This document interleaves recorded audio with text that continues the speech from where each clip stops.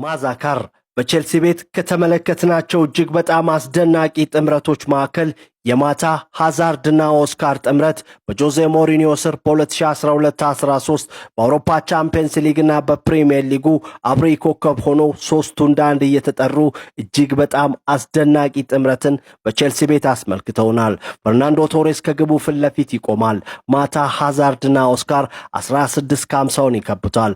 ጆዜ ሞሪኒዮ ዘ ታክቲሽያን ከሜዳ ውጪ ቆመው አቅጣጫን ይጠቁማሉ። ክለባችን ቼልሲ በካውንተር ፕሬስ እየደጋገመ የተጋጣሚያችንን ግብ ክልል ይወራል። ማታ ሃዛርድና ኦስካር ቄንጠኛ ድሪብሊንጎችን እያደረጉ አስገራሚ ጎሎችን በቼልሲ ቤት አስመልክተውናል። እስቲ የቼልሲ ቤተሰቦች የሆናችሁ ይህንን ቪዲዮ ላይ ሼር፣ ኮፒ ሊንክ፣ ሪፖስት እያደረጋችሁ ለሁሉም የቼልሲ ቤተሰቦች አድርሱ። ማዛስካርን የምታስታውሱ ሰዎች ማታ ሃዛርድና ኦስካር ያላችሁ ኮሜንት ላይ ጻፉልኝ። ፎሎ ያላረጋችሁኝ የፕላስ ምልክቷን ተጫኑ።